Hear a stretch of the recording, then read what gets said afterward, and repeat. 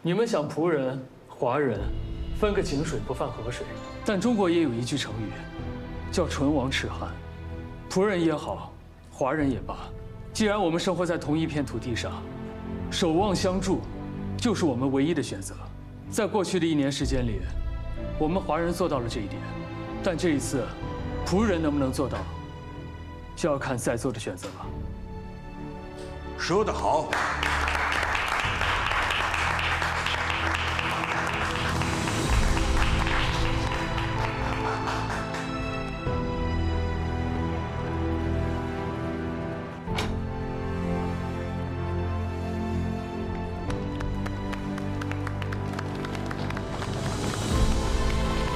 真没想到，一场救国公债宣传要把恒丰裕的收购给带完，简直就是一箭双雕。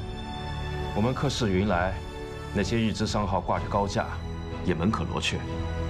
证明澳门人心里终究是爱国的。王姐，这下你该放心了吧？先生，柯医生来了。柯医生，柯医生，今天有个人一定让我带他来见你们。郑平，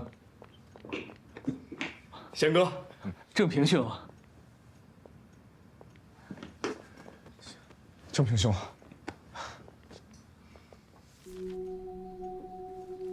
郑平兄，托你订货的这些朋友是北方来的吧？没错。我说呢，怎么会要这么多过冬的物资？还有这些巨量的胶鞋、黄硝、五金、伤药和手术器械。几位老板都是明白人，我也就不藏着掖着了。东西都是供给华北帝后的。你是说？我是说，坚持在华北帝后抗战的中国军队。华北帝后当下处境之艰难，可以说怎么形容都不为过。在日寇的三光政策下，整个华北已经是无村不带孝，到处是狼烟。加上华北这2年连续遭灾，雪上加霜，部队吃不饱，穿不暖，伤兵员缺医断药，每一颗子弹打出去，弹壳都要捡回来复装7、8次。就这样，每一支枪发到的子弹数量，也经常不超过5发。部队都艰难到这个地步了，实际情况，只有比我说的更严重。我说个数字吧。晋察冀根据地刚刚做的调查，部队官兵平均体重还不到92斤。这还是全力保国命的一线作战部队，后方机关条件更加艰苦。光是因为营养不良和缺乏御寒衣物病倒的干部，就超过了30%。郑平兄，这些货什么时候要？越快越好，越快越能解华北敌后的燃眉之急。我来想办法。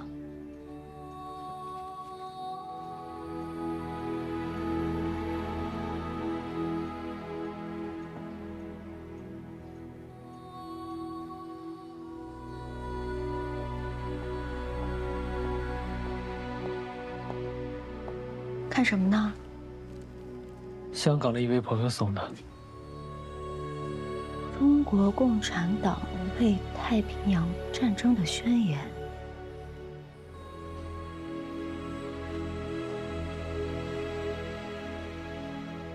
时候也不早了，你也早点休息吧。好，再看一遍就睡。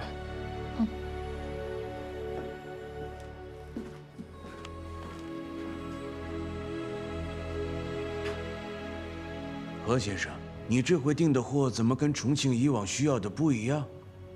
反倒更像是北边需要的货。都是订货，谁来用，用在哪里，对你来说没有任何的区别。可你也知道，葡萄牙政府一直是坚决反共的。你别忘了，在澳门，我们有一个共同的敌人，就是日本人。我发现，不管每次遇到什么问题，何先生总是能用最简单的道理说服我。好啊，我反正只负责给恒丰裕供货，其他的我一概不问。谢谢。那这批货什么时候能集齐？有很大一部分我手头就有，至于其他的，给我半个月的时间。好，那我们一言为定。没问题，一言为定。Olá, sou eu. O que disseste? Que motivo? Que raio de passe? Certo, vou tratar disso imediatamente. 出什么事了吗？我公司的一批货在拱北通关的时候被日军给扣了，理由居然是没有泽机关开具的狗屁通行证。泽机关？什么时候通关还需要他们的通行证啊？ Diretor Lobo! Calma. Que diabos está a acontecer? Por que minha mercadoria foi perdida em Portas do Cerco? E agora, por favor, explica-me. O que é esse passe da agência só? Senhor Rodrigo, não é só sua. Desde as primeiras horas desta madrugada, todos os navios e cargas portugueses com destino a Cantão, Hong Kong, por terra ou mar, foram bloqueados pelos japoneses. O pretexto é mesmo. É necessário apresentar passes emitidos pela agência só para liberar qualquer coisa. Com que direito? Com qual direito? Isso é claramente uma retaliação pelo governo ter recusado as condições deles. Diretor Lobo, os japoneses só querem proibir atividades anti-japonesas dos chineses em Macau. O que os portugueses têm a ver com isso? O governo não pode sacrificar os nossos interesses por eles. Exatamente. Como sobrevivemos? Eu compreendo as preocupações de todos. Já estou a contactar a parte japonesa o mais rapidamente possível para negociar, tentar devolver a mercadoria no menor tempo possível. Fiquem tranquilos, pois certamente darei uma resposta a todos. Faça isso o mais rápido possível. 哦，破破的事纯属误会。上次日普联席会议，贵方不是指责反正明明获得了联合技术权，确保走私枪决的责任推给澳门政府吗？既然如此，司令部也不想诿过于人，所以才下达了严令，开展一次查禁走私行动而已。你该查走私呢就查走私，可为什么把澳门铺商的货全扣了？难道所有的铺商都是走私犯吗？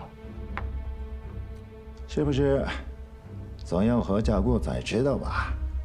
罗北局长放心，司令部已将核查工作交给了我子机关，只要核查确认不是走私，所有商船货物一定完璧归赵，保证放心。这还差不多。那核查需要多长时间呢？这个嘛，短则10天半个月，长则1年半载。总之澳门的防御活动什么时候平息，我统筹出来，一定第一时间迅速核查，确保澳门浦商的合法利益。 1年半载，蒲商被扣的货大部分都是生活物资，1、2个月就霉烂变质了。你核查完了，我卖给谁去？泽大总，你可别忘了，咱们葡日两国可签订了正式的商约，你这属于赤裸裸的违约行为。我只是在流行公务，说一千道一万。澳门是葡萄牙人的澳门。 大日本帝国也始终希望与澳门葡人保持良好的合作关系。只有贵政府与澳门葡人，要不要为了那些不想干的人合适，偏偏跟自己过不去？就看你们的选择了。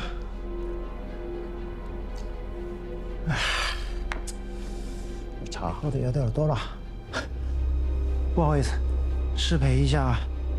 哟。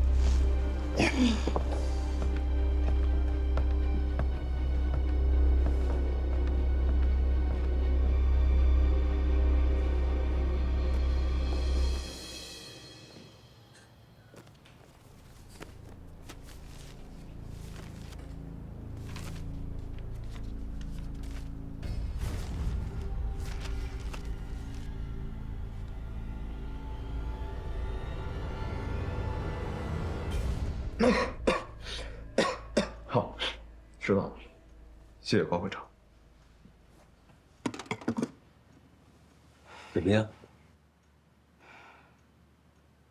报浦省府已经决定了，后天上午10点，就日方提出的条件，重新投票表决。据高会长初步摸底，由于浦上闹得太凶，导致政务会议成员半数态度都发生了动摇，情况不容乐观。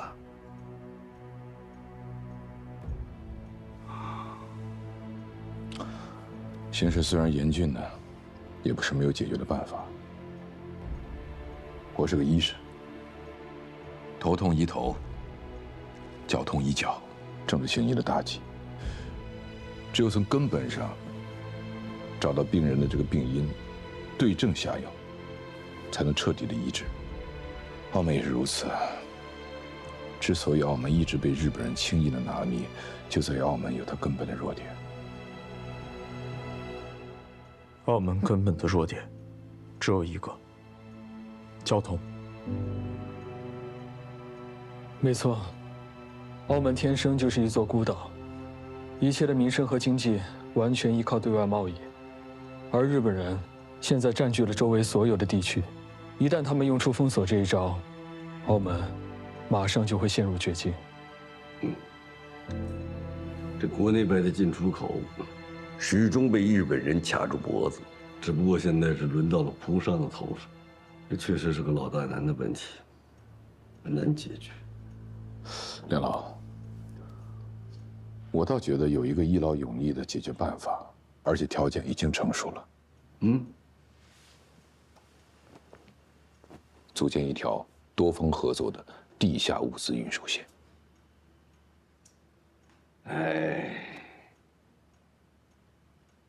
先不说这大豪帮，历来就是澳葡政府的缉私对象。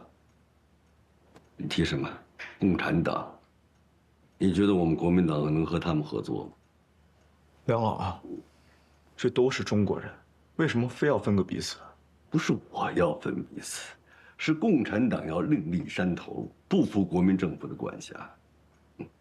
现在重庆方面跟他们是水火不容，你这个时候你让我澳门党部跟共产党合作，可能吗？梁老啊，我们今天讨论的是什么？是怎么能让澳门的葡华两界团结起来，连葡人和华人都能够争取团结。中国人之间为什么不能也团结起来，一致对外呢？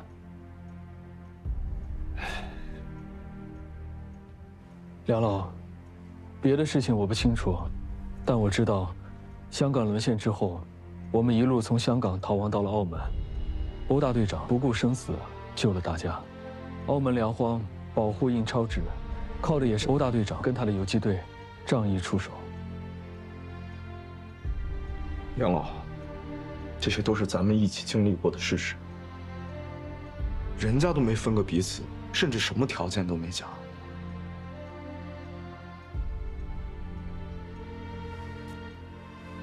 我最近看了2篇文章，是一位香港的朋友给我的。一篇是中国共产党为太平洋战争的宣言，另一篇是中共中央关于太平洋反日统一战线的指示。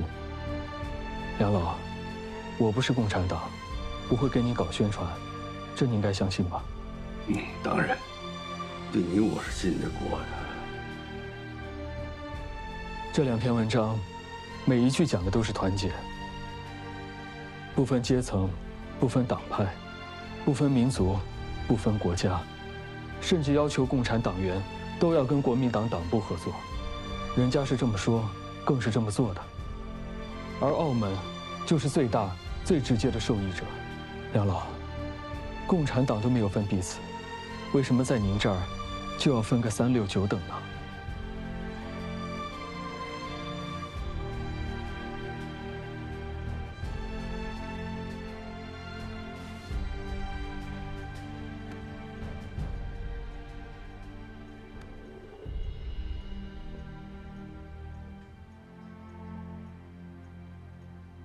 共产党真能那么无私，给我们运物资？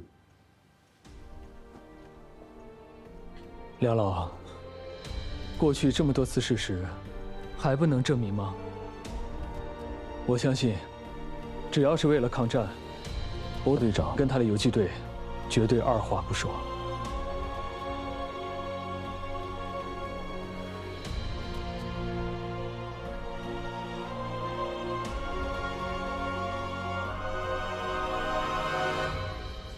离开镜湖？为什么？不单是离开镜湖，有些你过去的朋友呢，最好也远离一些，尤其是何贤。贤哥？他怎么了？你是不是听到什么对他不利的消息了？你说啊！实话跟你说吧，今天在择机关，我亲眼看见的，何贤已经上了日本特务监视的反日分子名单，而且是重点关注的对象。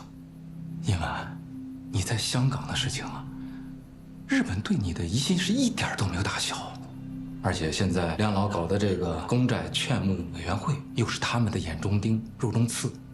那日本人的手段有多狠，你比谁都清楚啊！你再待在镜湖，随时会被连累，甚至有可能招来杀身之祸呀！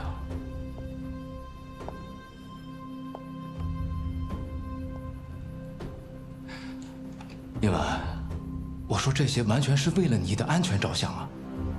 你千万放在心上，别再待在镜湖了，千万别再和何贤有任何的来往了。谢谢你，洛白博士。我会按照你说的，尽快辞掉镜湖小学的工作。真的？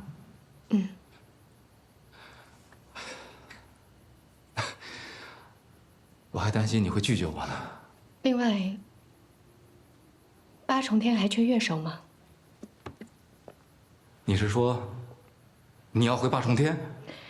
我从这里辞掉工作，我总是需要一份新的工作的。我这个人除了拉琴，别的什么也不会，所以就在想，如果……不用说了，只要你肯回来，8重天乐队的首席就还是你的。谢谢。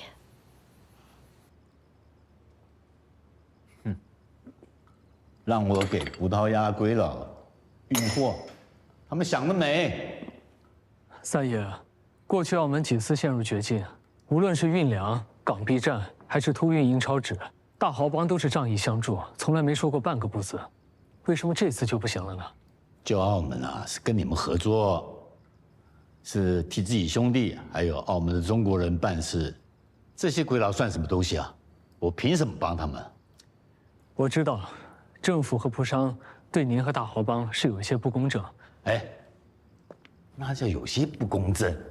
哎呦，这么多年来啊，他们把我们大豪帮啊定为海匪走私犯，他们缉拿过我们多少船，通缉了多少人，在他的苦窑里又关过我多少弟兄。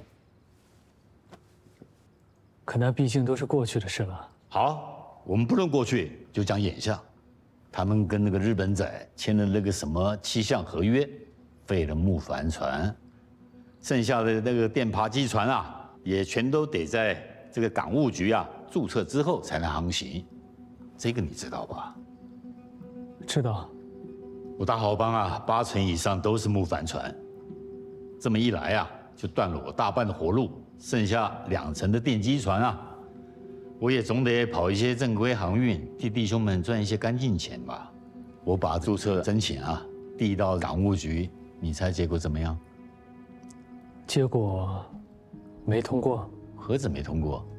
这个罗德里啊，仗着自己是葡商的头头，港务局的总监督，说这个什么注册船只的名额太少，日本人给的太少，留给他们这个葡商都不够，还说我们这一群走私犯，晚上偷偷摸摸跑几趟就行了，还来占什么这个正规船儿？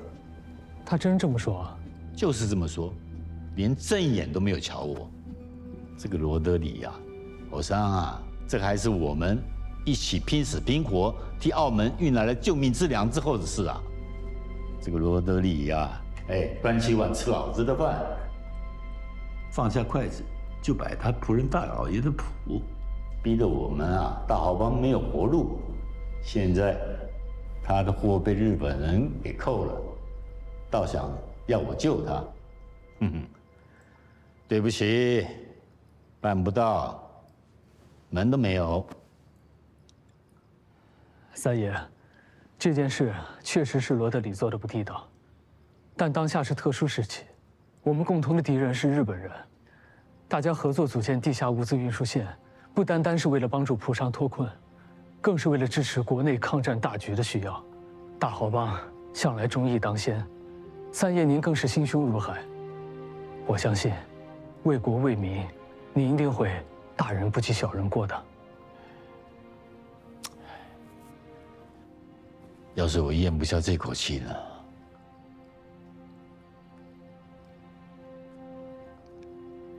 那不然这样，航海俱乐部在港务局注册船只的数量，我再向罗德里帮您争取争取。您原先申请了几条？5条，不过现在5条可不行啊，我要翻倍，少1条都不行。行，我帮您争取，这行了吧？这还不够。您还要什么？我要罗德里啊亲自向我黄山河倒茶赔罪。三爷，这就不必了吧？伙尚，是这个罗德里啊，瞧不起我大豪帮在先。难道他不该向老子倒茶赔罪？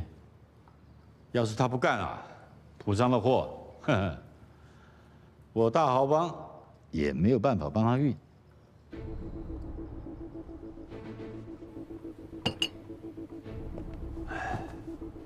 大豪帮和共产党的游击队，难道你真有办法搞定这2尊大神，以后帮我们蒲商运货？那就要看明天的投票，您能不能稳住蒲商了。要是真的能一劳永逸解决澳门的货运，从此不再被日本人卡着脖子做事，我保证，蒲商那边投票不会出什么问题的。只不过政务会议中，蒲商的比例才不到1半，政府才是主角。光靠我一个人，这力量恐怕远远不够。这个你放心，我已经约了骆柏局长，跟您谈完了之后，我就去巴松天。澳门的贸易要是保不住的话，骆柏这个经济局副局长也就别想干了。你找他就对了。既然大豪帮肯帮澳门蒲商这么大一个忙，你这边是不是也应该有点什么表示啊？不过现在5条可不行啊，我要翻倍，少1条都不行。什么10条注册船额？他可真会狮子大开口。够划得来了，人家可是帮着全澳门的蒲商解决了最大的难题啊。上次船只注册的那件事情呢，我也确实把黄三河卡得太狠。这样吧，我自己的公司给他们让3条船的名额出来，剩下的我只能再找其他的蒲商去想想办法，这总可以了吧？那就这么定了，剩下的事情也就小事一桩了。还有什么？既然你们双方要结盟，那总要跟黄三爷见个面吧，当面敲定各不反悔。到时候我带着三爷登门，你呢，过去有什么对不住人家的地方，你就倒杯茶，说些好话。贺先生，你这是让我向到黄三河倒茶赔罪是不是？怎么，不应该吗？他一个走私帮会的头子，我可是……你可是前澳门总督之子，让你倒茶认错，怎么可能呢？是这样吗？好，那今天就当做我从来没来过，你们蒲商自己的事情，自己解决吧。哎，等等，着什么急呀？有话慢慢说，先坐。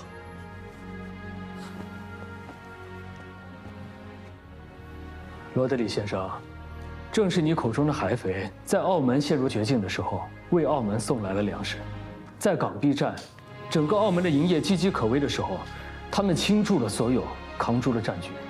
发行新钞的特种印钞纸，也是他们拼上了性命运回了澳门的。你们受他们的恩，现在凭什么高高在上又看不起人家了？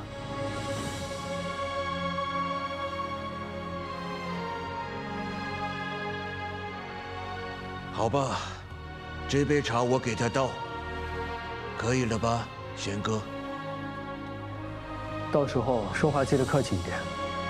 如果觉得自己亏了，我给你倒茶，倒10000杯都行。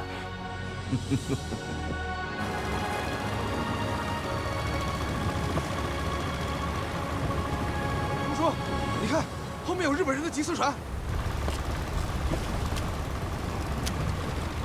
弟兄们，走前面的岛礁，咱们的船小，穿过去，小日本就追不上咱们了。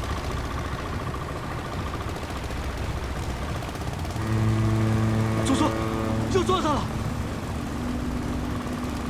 该死的浮鬼，转向！快转向！转向！快转向！转向！转向！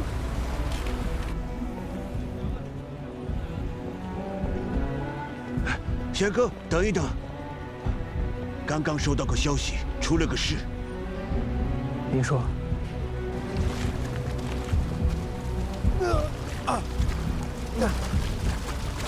阿哥，怎么样？三哥，我们的船被抢了，其他的弟兄都没了。妈的，谁干的？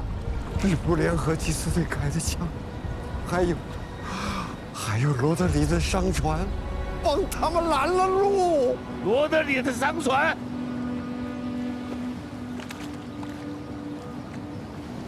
有艘船回澳门，赶巧不巧，刚好碰上了港务局缉私队，在追一条大豪帮的货运走私船。缉私艇上有日本监督，非要我的商船配合他们拦截一下那艘走私船。船长没办法，只好拦了一下航道。不过船长说他们船小，速度快，我想他们应该能够逃得掉。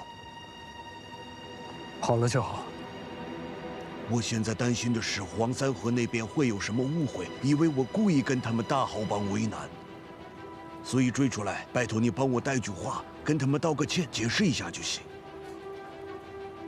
知道了。这样，我现在去找三爷，把话带到。好，那就拜托了。三爷去了横青岛啊，那霞少呢？傍晚的时候，三爷飞鸽传讯，叫霞少也赶过去了，说是有急事儿。知道是什么事儿吗？不知道。怎么就这么巧？飞仔，我有急事，必须要见到三爷，能不能麻烦你派一条船，我找个人去一趟？行，我这就去安排，1个小时之内出发，半夜应该就能到。好，好。拿酒，我叫你拿酒。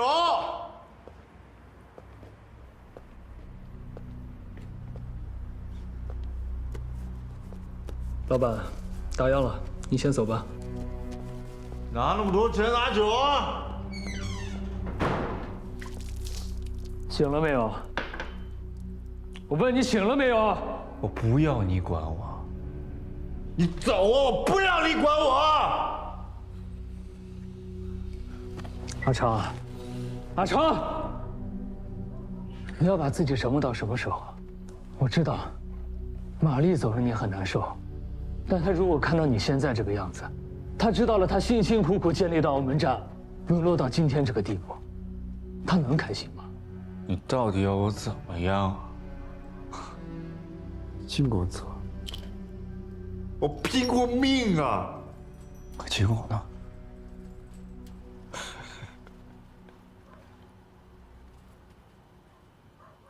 害死自己最爱的人了。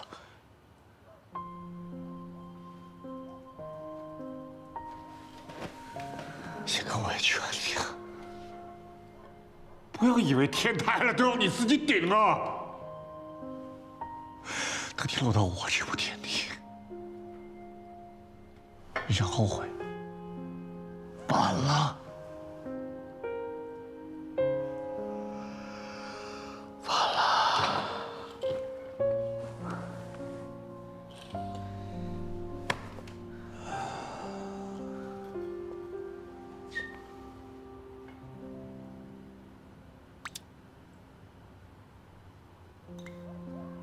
雪哥，我知道你累，那就歇歇，没人怪你的。我也想歇一歇，我也想什么都不做，但日本人不让。你知道吗？这帮狗东西又搞名堂了，又一次将澳门推向了生死的边缘。明天就是关口了，我们必须要扛过去。但现在，万琪病了，紫霞也不在，光靠我一个人，我根本就扛不住啊。阿长，我需要像你这样的兄弟振作起来，帮我一起分担，你知道吗？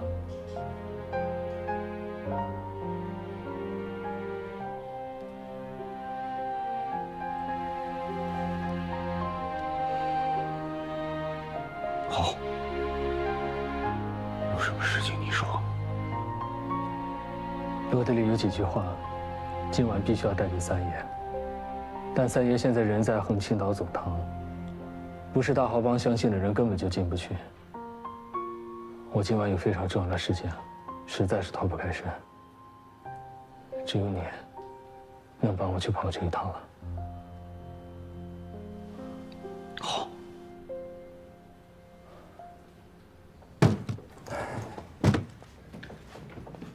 一满，你真的不需要换间房子吗？这个屋子小，还靠近电梯，有点吵，会影响你休息的。不会啊，靠近电梯，出行方便嘛。哦，洛白博士，谢谢你了。你跟我客气什么呀？你能来8重天，我求之不得呢。有什么需要尽管吩咐。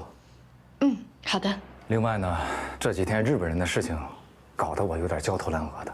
明天就要召开政务会议进行投票，不过你放心，我一定会带头投票否决禁令的。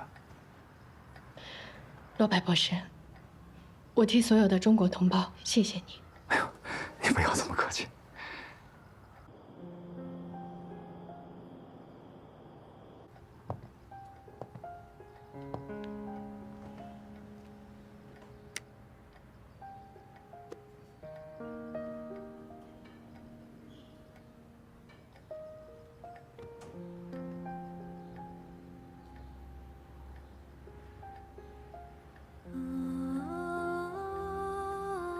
哥哥，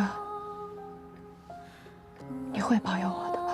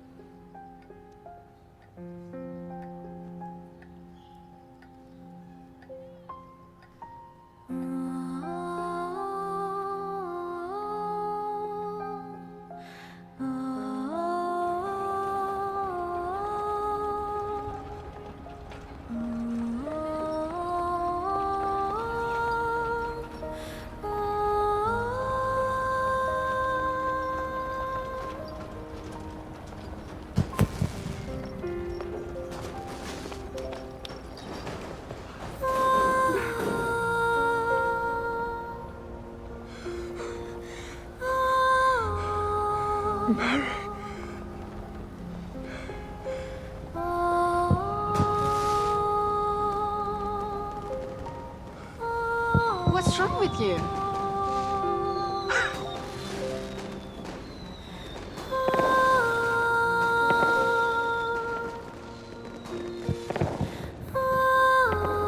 Mary Jones 新聘用杨昌先生为本站秘密情报员。杨昌先生，欢迎你的加入。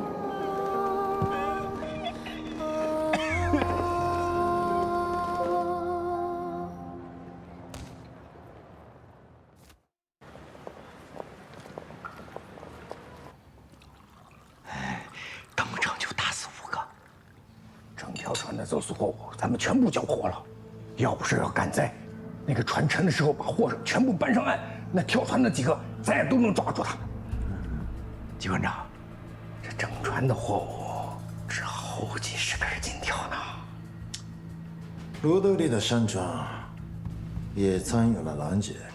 击碎队的命令他敢不来？这就好。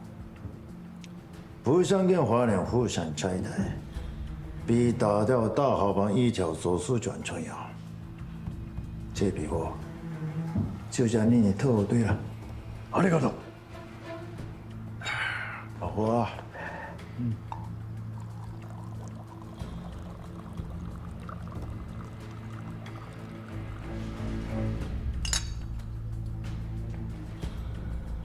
不过也不能白拿啊。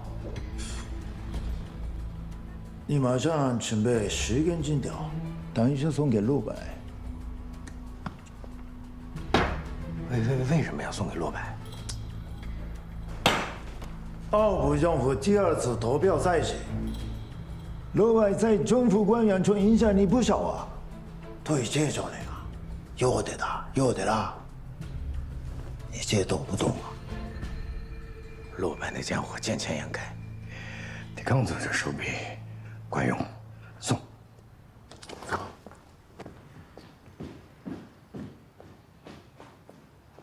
你是说罗德里真的答应了，还愿意给黄三河倒茶赔罪？事关全体仆商的出路啊，这点轻重啊，他还犯得起？哎呦，这个罗德里啊，一直是眼睛长在脑瓜子顶上，让他服软不容易，有他带头，仆商啊，没问题了。那政府这边呢？哎呦，葡萄牙政府极其反共，地下无字线的事情，政府这边只能暗里搞，不能摆在明面上。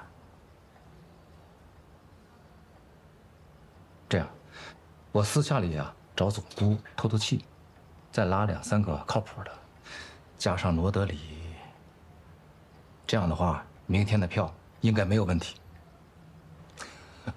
那投票的事就全拜托你们了。放心好了，我答应的一定会办到的。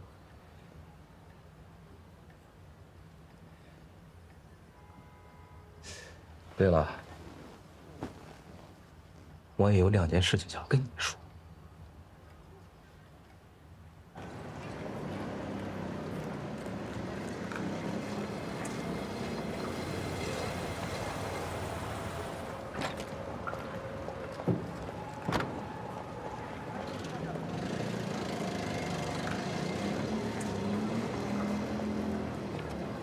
乔一晚，下面有请著名小提琴家八重天首席乐手乔一晚小姐闪亮登场。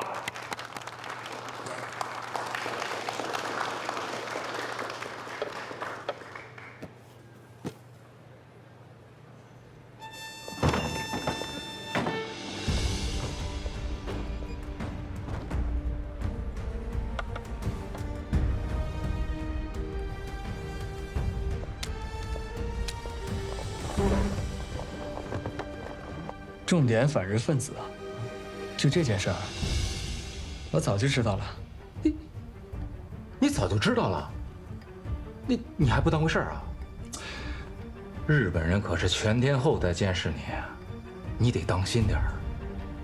放心，黄公杰只是做做样子，想监视我，他没有那个胆量。还有什么事儿？哦，还有。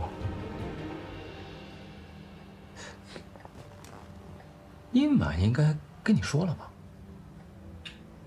殷晚啊，什么事儿？老板，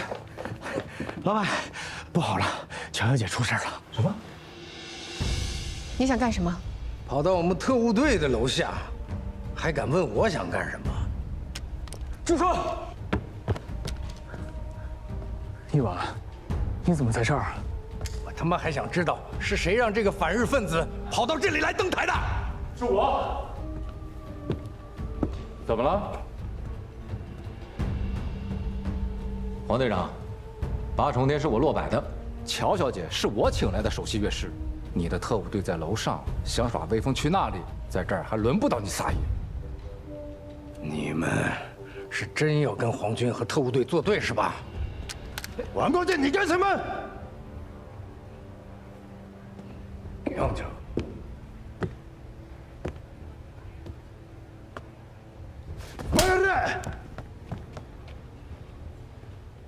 每个一每节，肉北局长的枪子，是你上演的地方吗？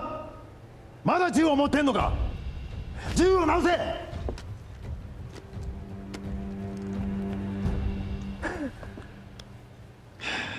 肉北局长，何先生，赵小姐不好意思，是我幼小不言，打扰了您的表演，对不起啦。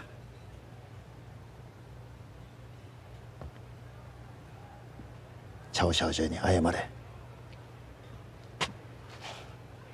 乔小姐，对不起。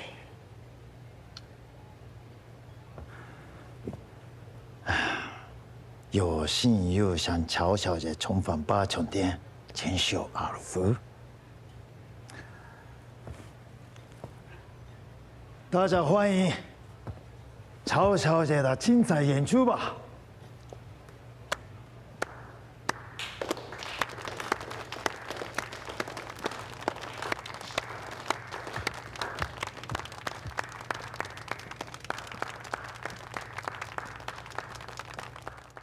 你点亮寒夜里的那一盏灯，照着孤舟你心中的那些人。我回望烟尘弥漫的那一座城，也许能依然听闻风起潮生。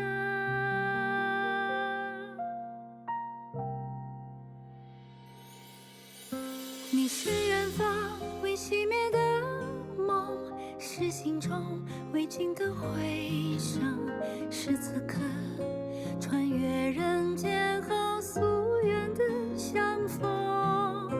你是岁月未忘记的人，是眼中未冷却的永恒，是我会以余生去追寻的路程。